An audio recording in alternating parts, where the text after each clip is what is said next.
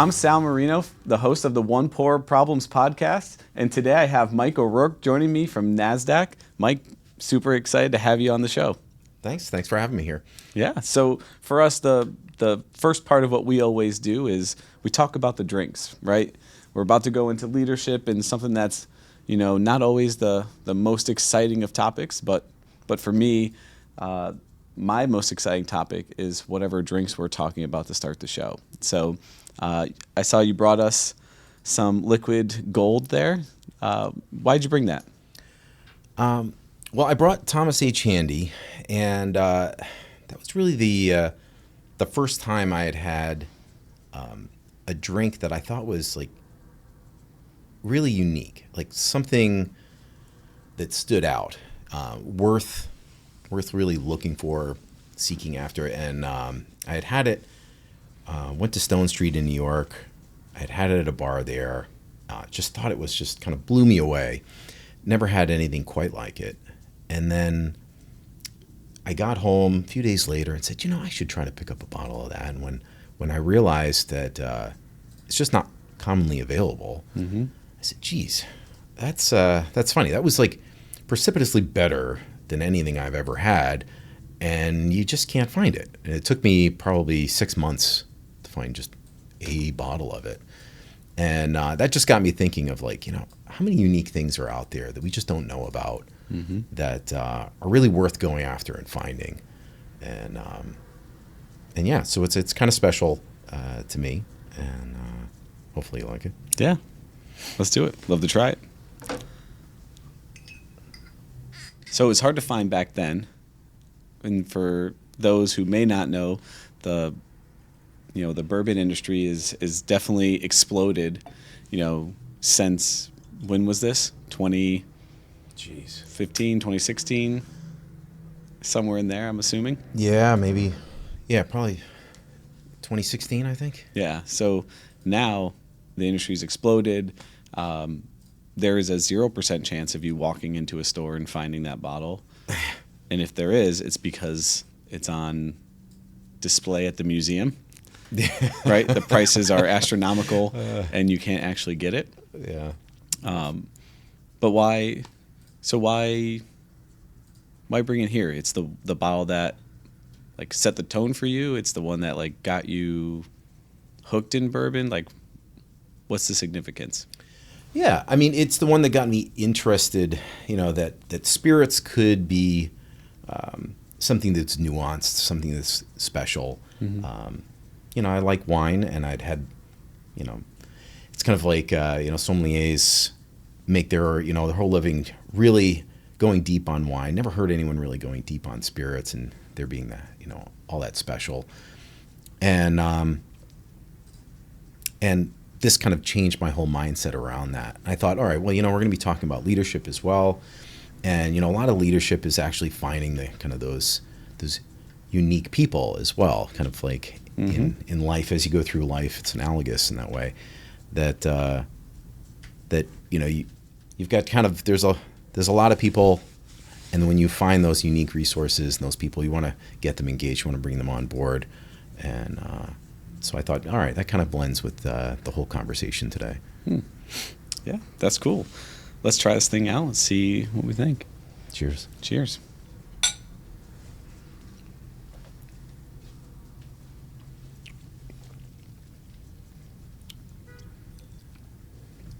Oh, yeah. As good as I remember. Yeah, right? Yep. Bold, kind of botanical. That is great. So that's one of the bottles out of the Buffalo Trace Antique Collection, one of the premier types of bourbons that are out there.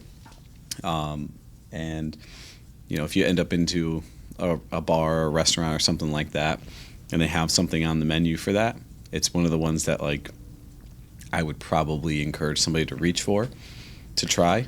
Yeah, I didn't even know it was anything special when I had it. I just knew I hadn't tried it before, and I was like, oh, well, I'll try something I haven't had. Yep. And I will say there's things out there that are kind of, close that, you don't have to spend all of that. Pikesville is really good, and you can get that significantly cheaper It's a pretty inexpensive bottle. Yeah. I just think that what I like about that in particular is like the opposite of like a Pappy Van Winkle, where that one's like prestige in the name and like, it's rare, but like not as good as it is rare. Yeah. Right? Yeah. And There's like a rareness scale, a goodness scale, right? Where does it fall on that? Yep. Yeah. And this is actually like Both. Yeah. And I think that's what's cool about it. So yeah, appreciate you bringing that today. We've definitely shared this bottle a few times in the past. Yeah. Specifically. So it's cool to relive it. So you did mention that today we're going to be talking a little bit about leadership and some culture and things along those lines. But in your role, so you're the SVP of artificial intelligence, And machine learning. Artificial intelligence, which is kind of a broad term, and emerging technologies. So what is emerging technologies? So obviously AI is quite an emerging technology, and that's a huge field. So it's a broad term that covers a number of different technologies. But we kind of made it even broader because there are a lot of supporting technologies and other technologies. For instance, I have a group that does research within the quantum realm, as well as new hardware, like what things that NVIDIA are doing are quite meaningful to our business, not just for the machine learning capabilities, but also a lot of the hardware acceleration we do for our own algorithms. Mm-hmm. So how'd you get into that? Geez. What's the career path that gets you to career SVP path at Nasdaq? Well, I'll say, starting before even college, I was just a gamer, and back in the Stone Age, if you wanted to game, you'd buy these like booklets that would have the code for the game that you want to play. So, storage was really expensive. We just had the 5 1/4 floppy, and there was no hard drive in my first computer. So I got my first computer from my uncle, came back from Korea, and where he was serving over there. Got my old 8086, and I had a book. And so if you wanted to play a game, you would program it. And so at first I was just like copying the book verbatim. I had no idea what the code was. I was just copying it, and inevitably Just to get to the game. yeah, and it inevitably wouldn't work. It just errored out because I have no idea what I'm doing. And so I kind of inadvertently learned to code just because I had to keep troubleshooting, copying from this book. And then I'm like, oh, I see what they're doing there. Oh, I see what I'm missing. And so that kind of started my coding career, if you will, just playing games. And that kind of started my love for computers and software. So went to college, got my bachelor's in computer science, went back, got my master's in software engineering, later got my MBA as well. But yeah, I got a job as an engineer, as a software developer, and just started moving through the ranks. I first worked at IBM, then at Nasdaq, and really just started taking on different roles. And like any individual contributor that is really good ends up being a leader in their own right.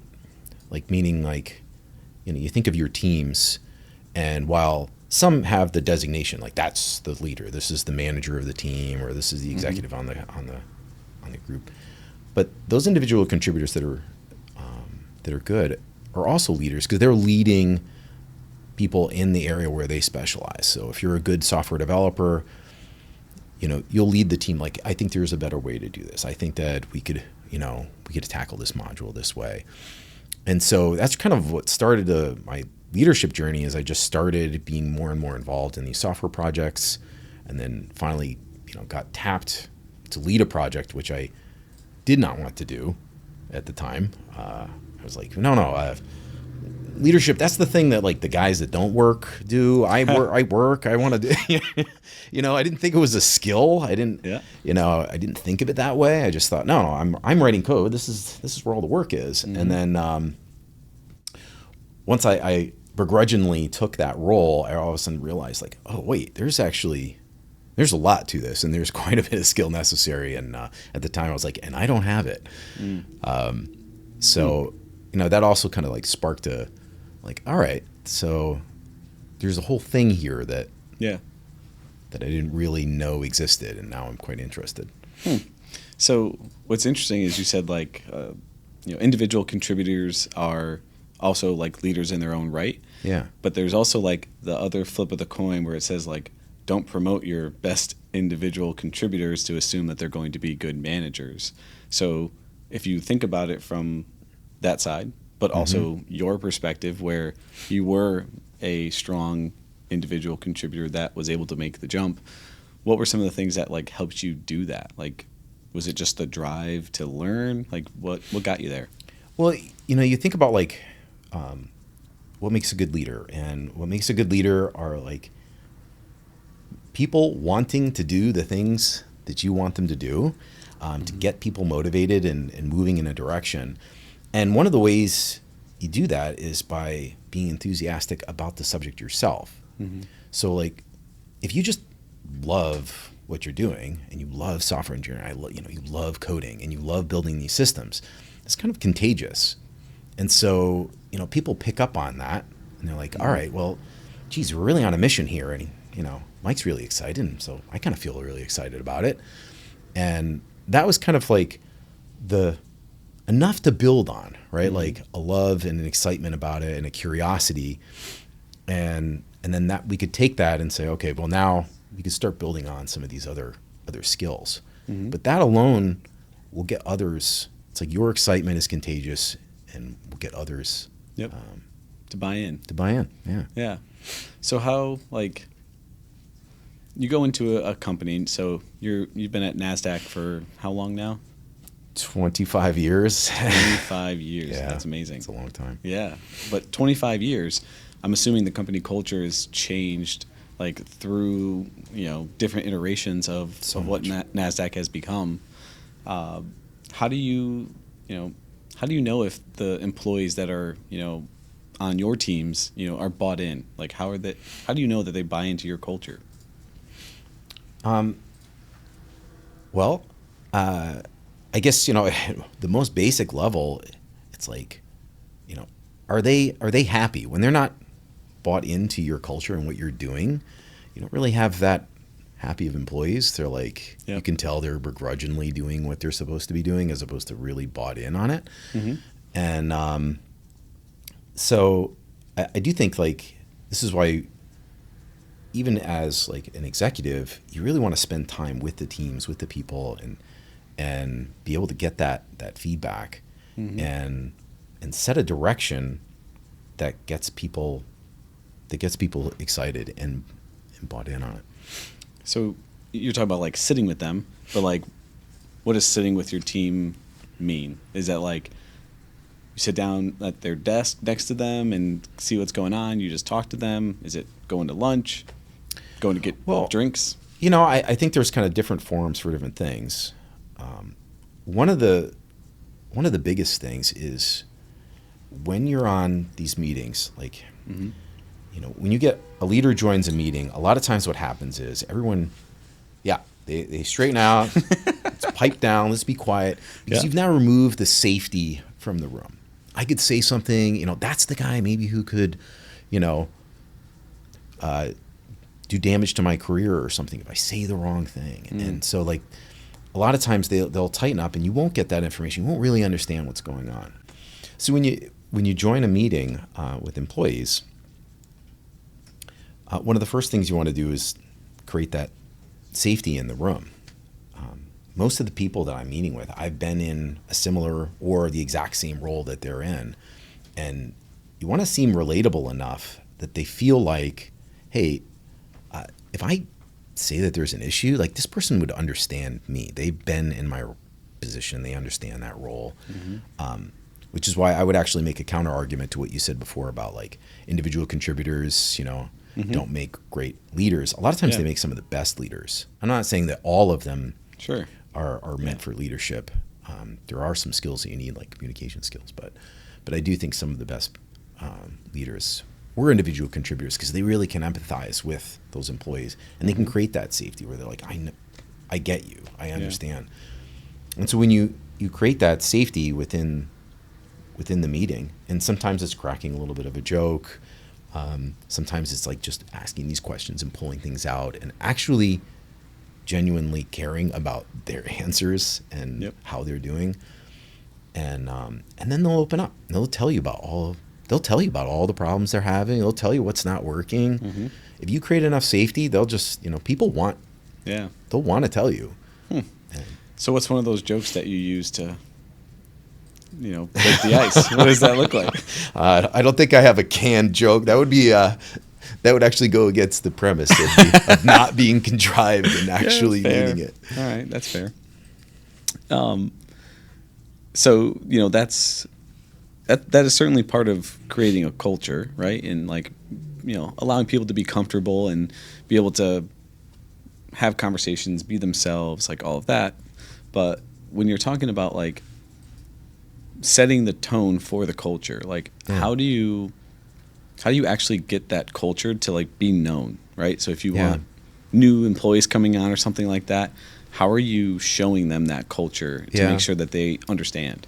I mean, some of it, and it almost seems like half obvious, and sometimes it can come off as contrived, but tell them what what the company's culture is. Say it, have it there, post it where they can see it, and repeat it often.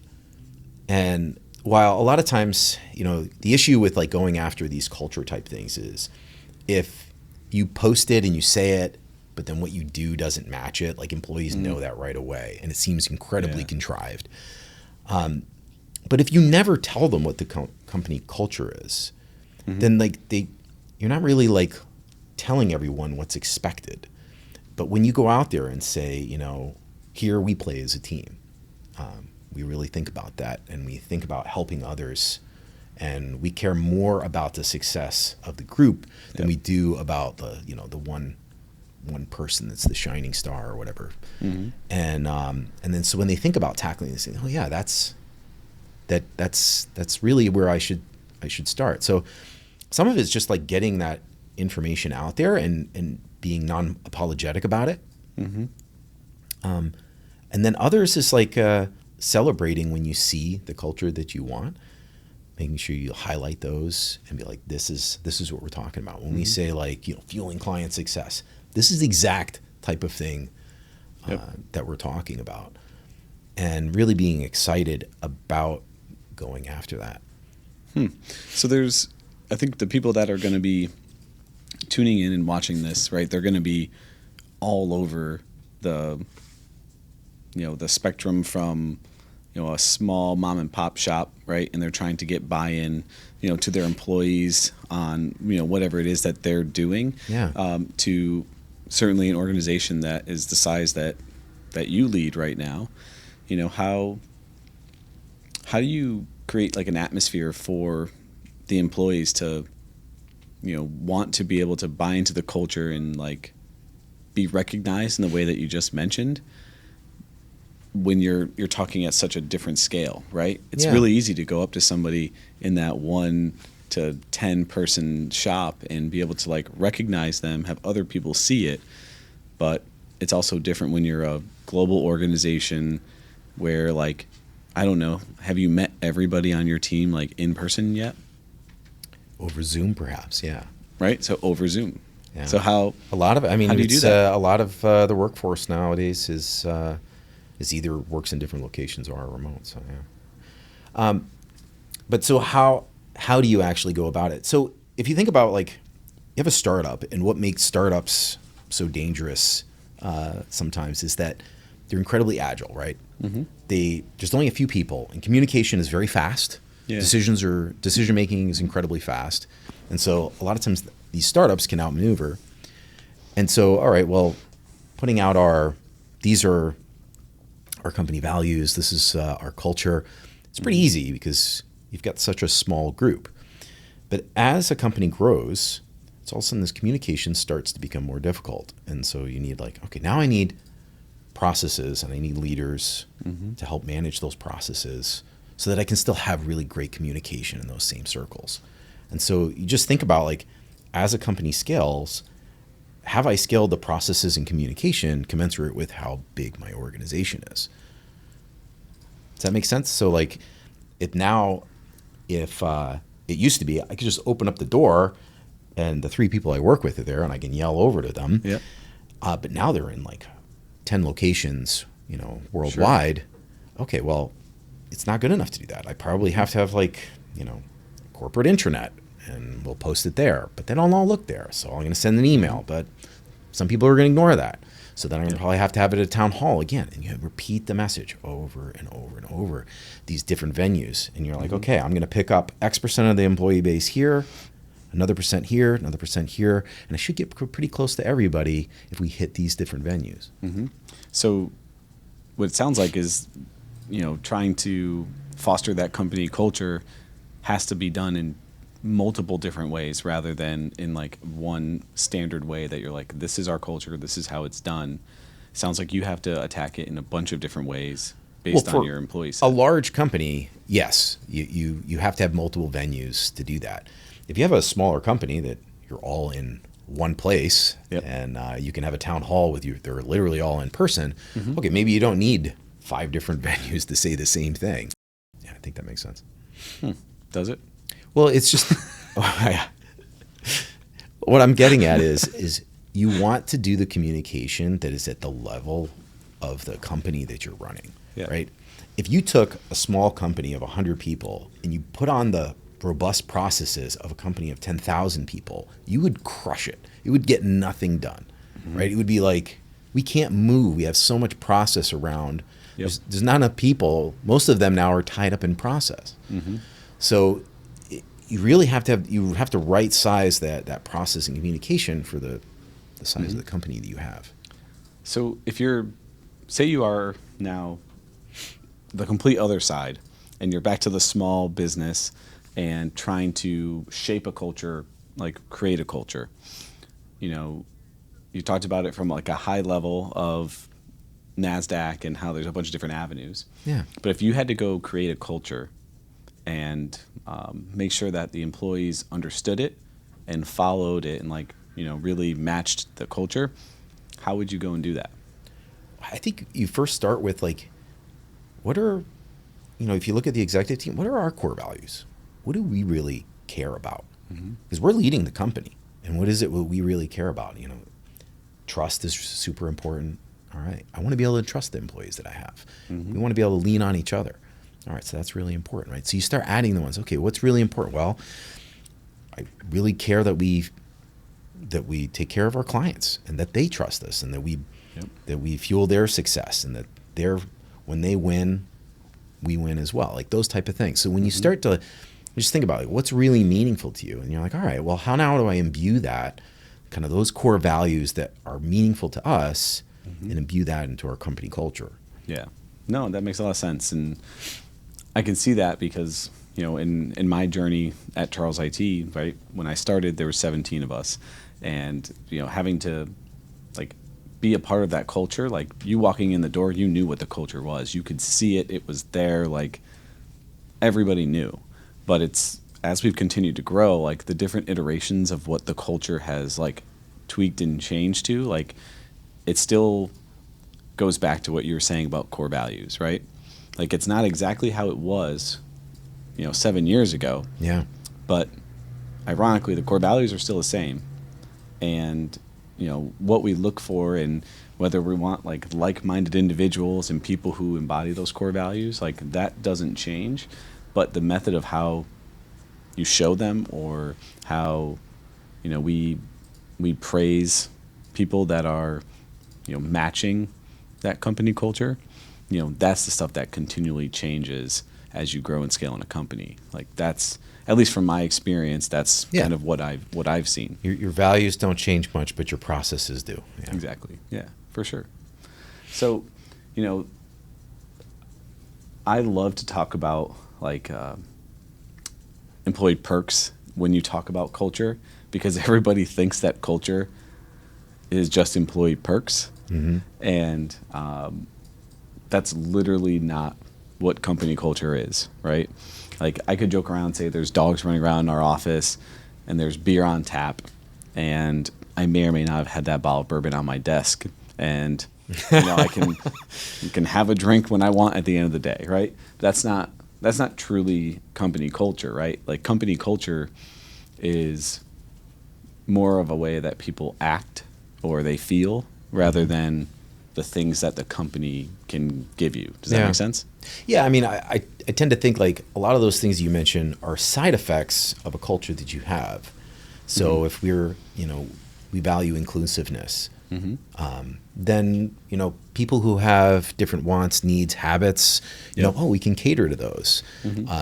If you really want to be able to play well as a team, well, then we're going to set up environments in which people can communicate and feel at ease, create safety within a conversation pretty easy. Yep. So, we might have like fun games where they can go and break the ice with one another so that they can communicate better because we value playing as a team and those things are there. So, those perks are nice, but I think about like what drives employees and the meaningfulness of the work that they do. It's definitely not, it's not like, well, they had beer on tap or they had cold brew on tap and there was a ping pong table, so clearly I want to work there. I do think people, they really want to think that, I think everyone wants to think that the work that they do matters and that it means something. And so like having a purpose for the company and like what are we trying to achieve and who are we goes a long way to building that culture. Yep. At Nasdaq, our purpose is to advance economic progress for all, right? So you think about as the economy goes to grow, it needs capital in order to grow, right? Like when interest rates go down, capital becomes, right? You can take out a loan, capital becomes more available, and the economy tends to grow. And so that's why stock prices tend to go up. When money and capital become easier to obtain. And so like our purpose is like, well, we think that we can fuel these companies of tomorrow. We can provide capital to these startups and provide capital to the markets so that the economy can grow and the businesses can grow. And that's really meaningful when you think about like, hey, we can have an impact not just to one particular customer, but to like the global economy. So it's something that I think that people can connect to and say, all right, well, when I come to work every day, I'm working on this. It does have an impact on people's lives. Yep. So I think that when you look at your company, you want to think about like, how are we having that positive impact on people's lives? What are we providing? What are we allowing them to do?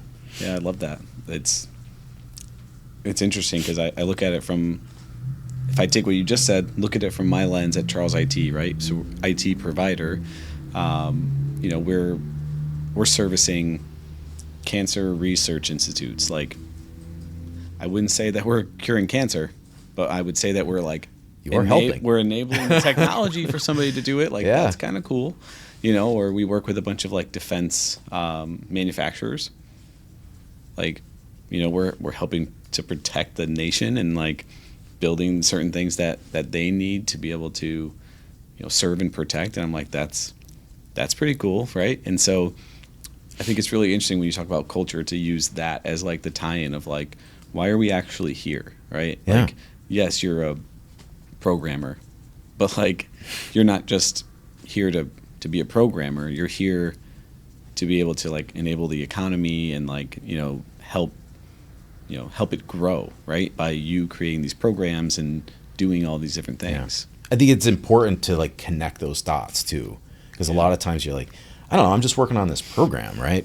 How is that progressing economic progress for all? And you're like, well, that program serves this purpose in this global picture. And if we didn't have that whole picture doesn't work, right? Yep. With you guys being an IT provider, it's like, well, you can provide laptops and desktops and everything, but if they don't ride a good network and they don't have connectivity and they don't have all the tools and everything, well, none of that works. And so it's like all of those different services have to play together so they can do the cancer research and the insurance company that he's serving can provide their services so that other business can flourish. Yeah, absolutely.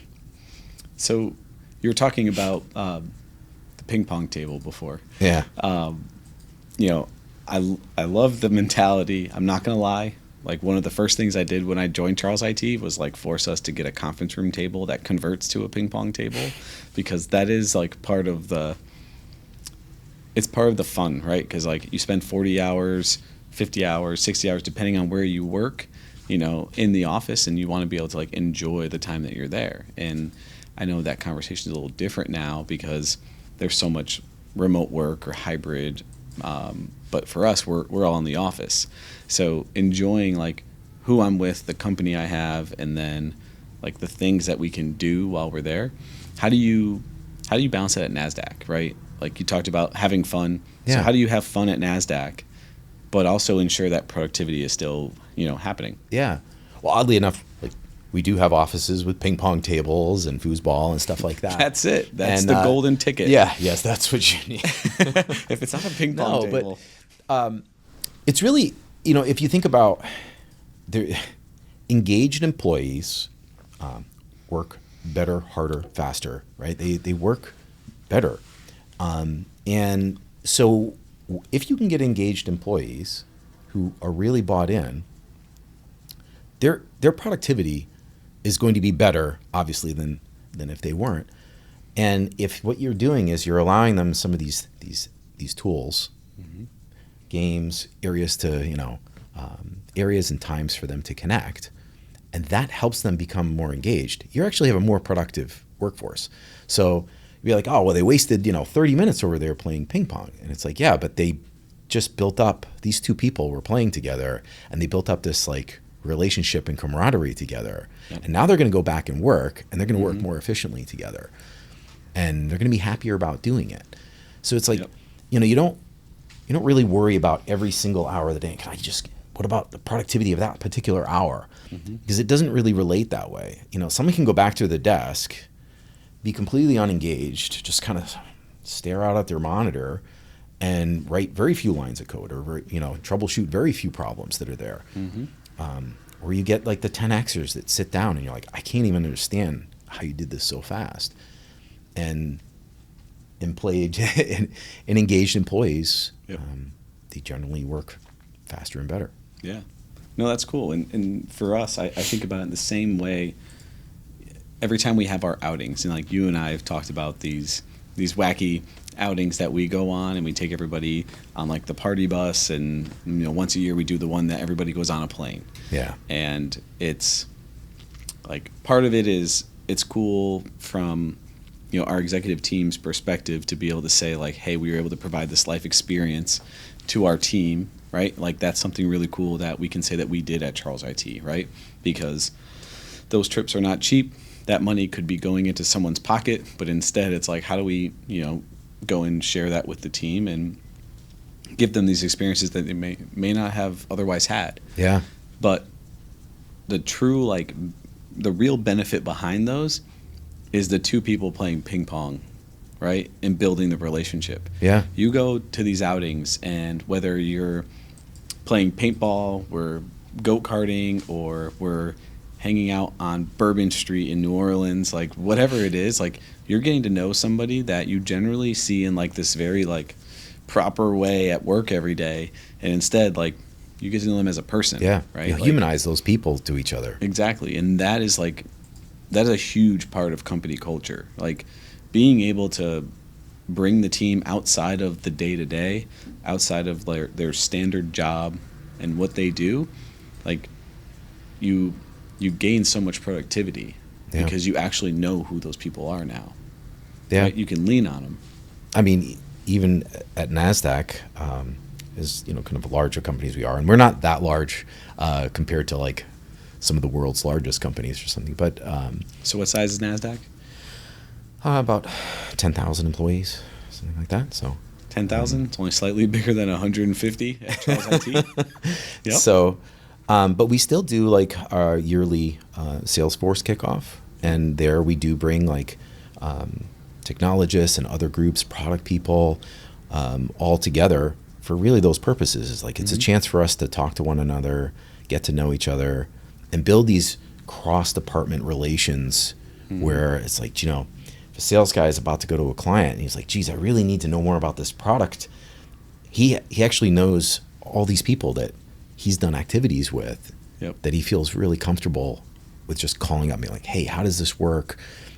Could you jump on a call with me? Or I'm dealing with a problem. I could use help. And now, you've humanized these people. They've been working, they've interacted with one another outside of work. They feel like they can lean on each other when they get there. Yeah, it's huge. Yeah. It makes all the difference, right? Like when you feel like you're, I don't know, I don't love the term like we're all a family.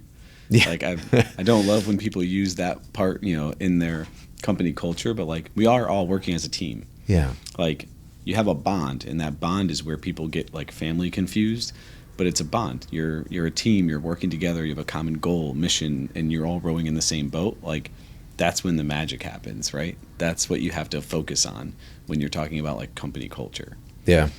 But the flip side of that, like I do honestly feel like the changing, of the tide with the employee set that most organizations have, right? So you're seeing like the baby boomers that are starting to like step out of the workforce, and you have the millennials, and you have now the Gen Zs coming in, and they all have very different like sets of expectations and like what they view, like what motivates them. Yeah, like what motivates them, what does good look like to them? How have you changed things at Nasdaq and adapted for some of those styles? Yeah. And while you do that, I'm gonna crack open this bottle. Okay. You got some catching up to do. I do have some catching up to do, but so yeah, how do you adapt to this evolving workforce, right? And I will say, kind of the newer generations that are entering the workforce, they care about the company that they work for, and that they many of them care about things like inclusiveness. They care about is this company like doing good in the world? Like, are they damaging the environment? Are they and so a lot of them, these are like an important issue when they're choosing an employer.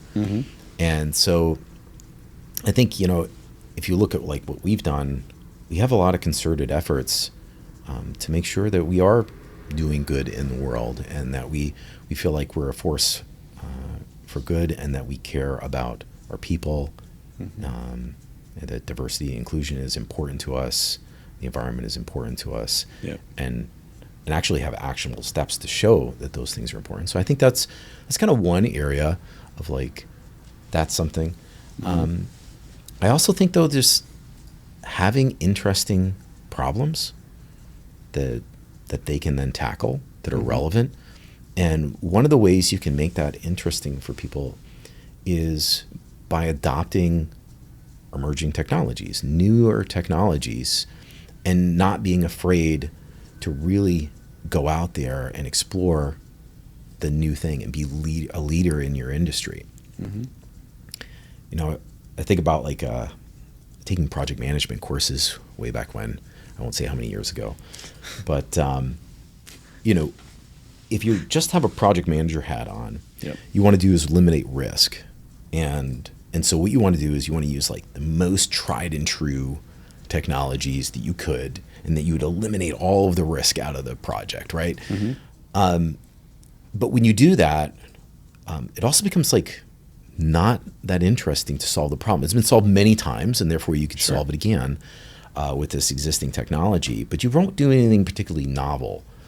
And I do think that employees entering the workforce, they want to do things that no one's done before. They want to tackle novel problems.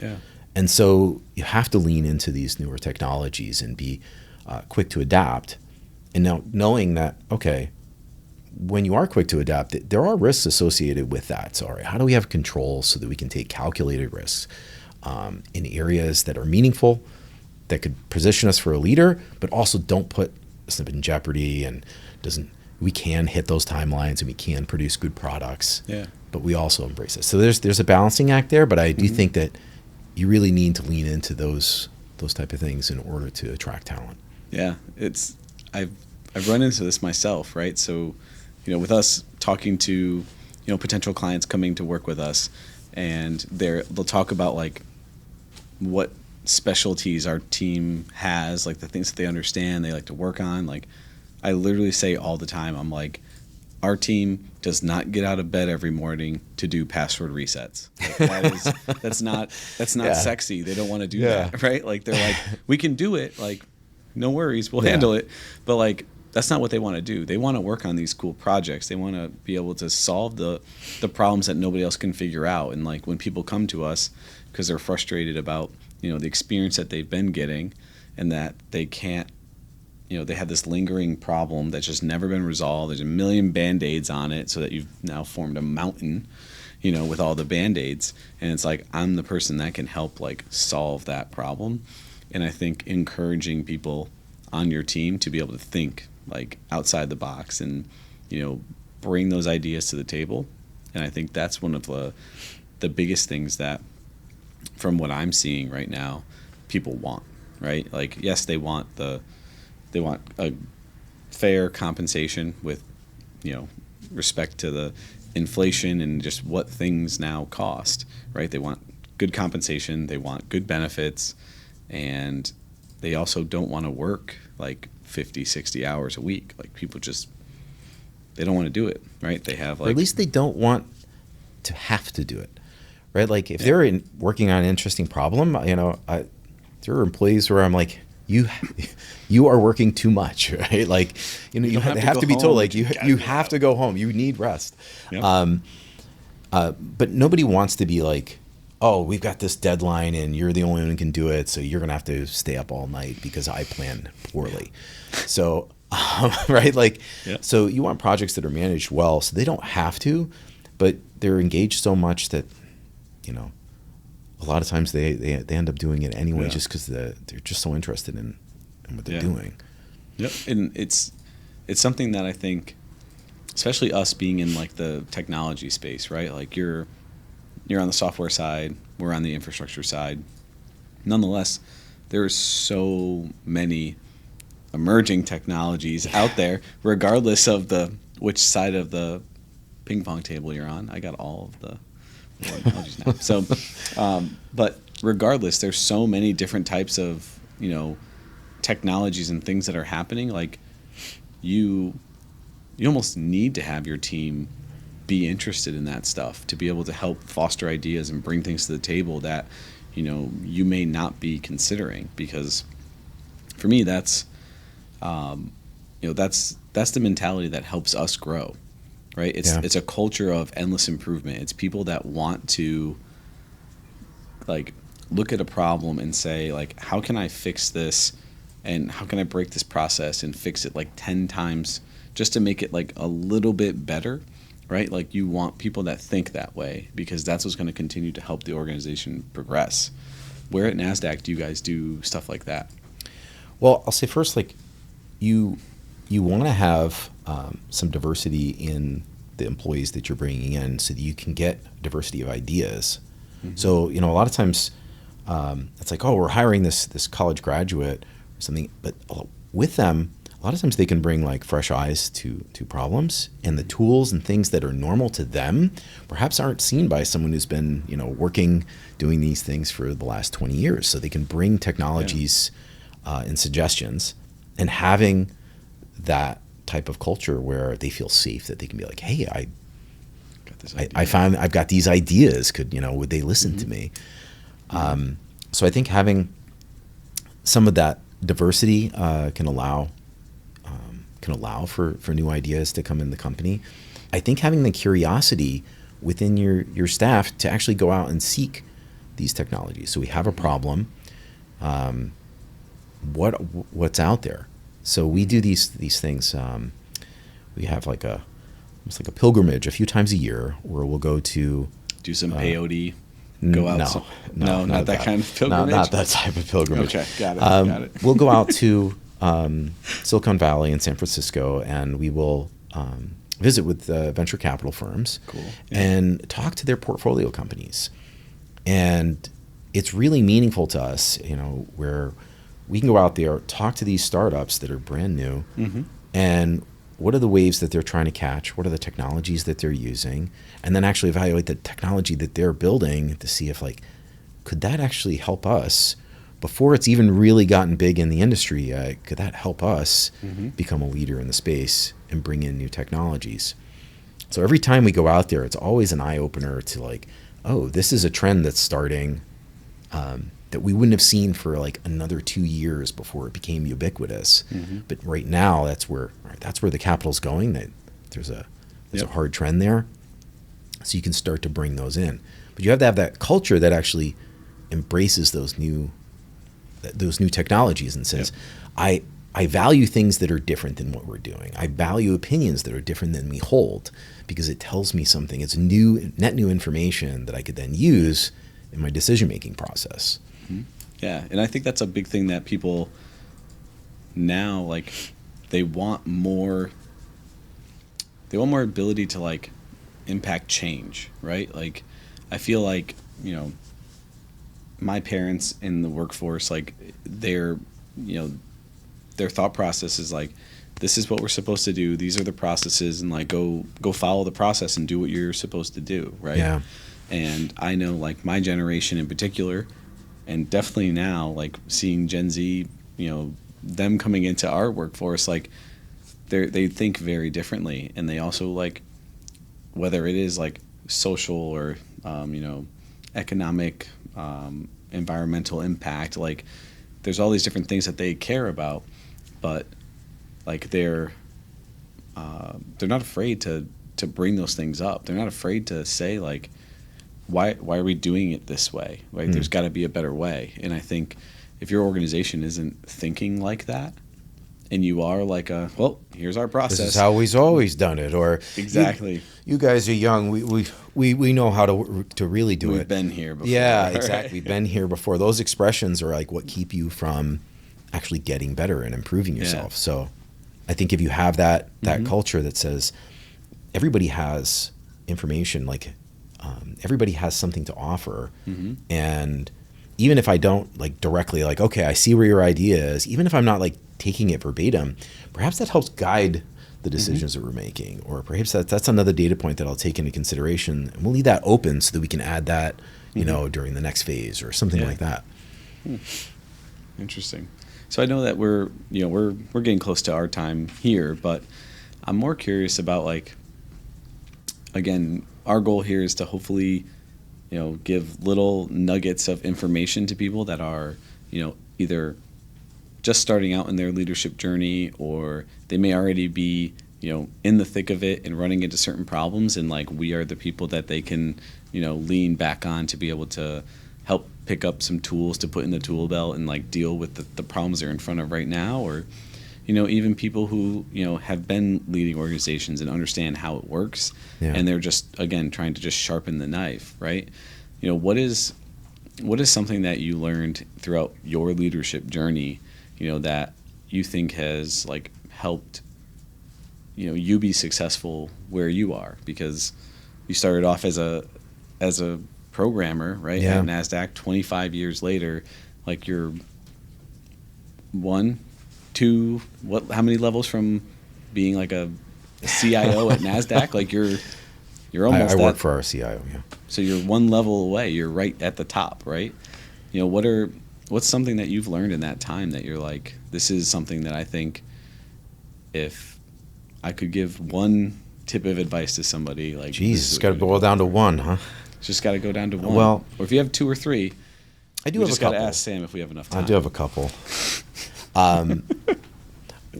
But maybe one I just thought was particularly meaningful was how much empathy mattered when choosing employees as having an actual value amongst the team. When you have employees that can feel empathy for one another, they're more apt to help one another out. They're more apt to get along with another. They'll provide context. Meetings go quicker because they're I need to provide some background so that they'll understand what I'm saying. So things are like go much better, faster, quicker. Yep. When you use that as like one of the defining characteristics when you hire, if you can hire employees that have a high degree of empathy for others and can actually do that, it's like you end up with this workforce that just gels so much better together. People who just give a shit. Yeah. Like, And they truly care. so, that was one of the kind of surprising things because it doesn't seem obvious, at least, as an individual contributor at first, that like having for empathy for others would be this kind of accelerator. But if I could squeeze in A second one? There's There's got to be like sound effects and stuff. He's got a second one. But would be, as leaders, to really flip the switch from when we were individual contributors, from making statements and telling people what we should be doing, to listening and asking questions.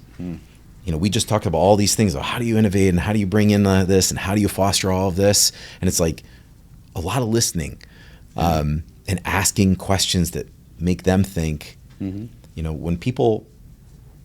you ask a question to someone, they're having a problem, and then you ask them questions and they start solving it themselves. Like they end up feeling ownership. Like, hey, I came up with that solution and I feel ownership to drive it. Sure.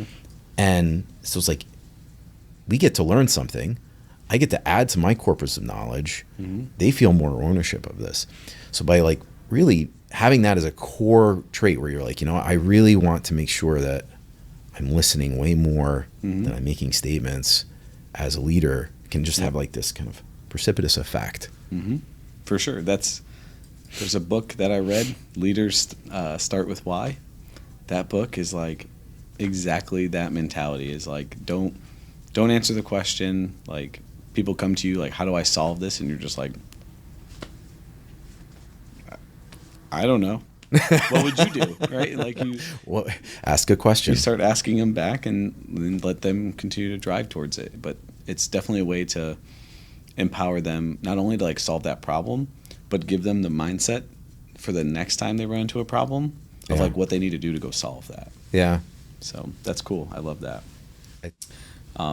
Last thing for me before we end with some fun, because this always ends with some fun, but there's something that you do personally that I admire the hell out of, and specifically want to A, steal the slides, but 2, do with my girls. You actually were running like a weekly Sunday leadership training program, like with your kids. Like, tell me about that. Like, tell everybody about like what you were doing there, because I thought that was super cool, because like you can go to school, whether it's high school, college, whatever, learn all these different things, but like those are like tangible things that you can use at any point in your life that you will like, you're actually going to use them. Yeah. Right? Like I know your wife won't be happy, but like I learned a lot about algebra and all the other stuff, and I don't use that She's at a math all. teacher. Yeah. But these leadership skills and things, like for us, like for your kids, like all of that stuff in particular, like they're gonna use them at any point in their life. Well, I think it kind of boils down to like, I don't see it as like giving leadership training to my kids. You did. You were in there. But with like it's because I see like when you start to learn how to be a leader, in a lot of ways, you're just like, you're starting to like learn how to be a better person and communicate with people better. It's like, oh, how do I be more empathic, and how do I communicate better, and how do I deal with like difficult situations in a more constructive way?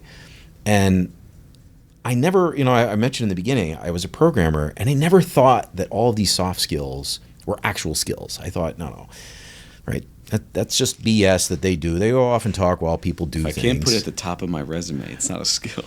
And there was this light bulb that went off when I realized, wait, these are all actually really important skills, and they don't just help with work. It doesn't just help with leading.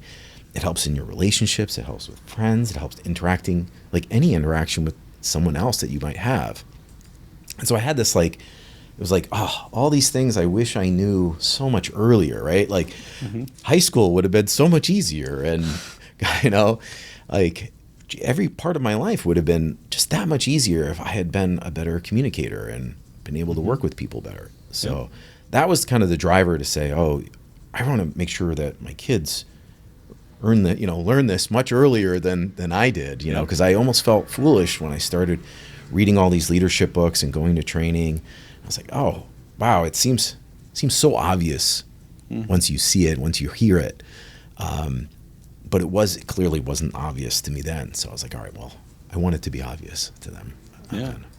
It's so cool. Like I said, it's one of the things that I like admire the most that you did, because it changed the way that like I think about what I want to do with my kids, right? And like give them some of those skills. It's super cool. So, so for me at this point, like we just went down the whole leadership rabbit hole, talked about a whole bunch of different tactics and tricks and all the good stuff, right?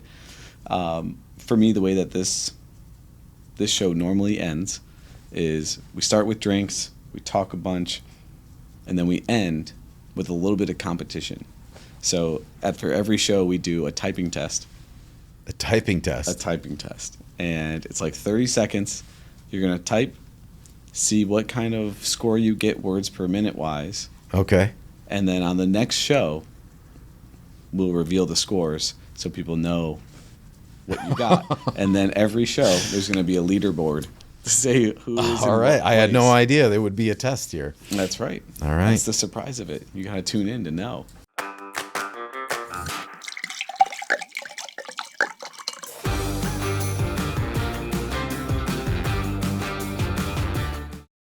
All right. All right, here we go. There is no AI that can help you here. You have to actually type this yourself. Unless you have some type of emerging technology that I'm not aware of that can help. Maybe use speech to text. Oh, jeez. Don't mess up. Oh, so much backspace. That's not good. That's not a good sign. Uh-oh. Mm-hmm. All right. Well, it did put a crown next to mine. A crown?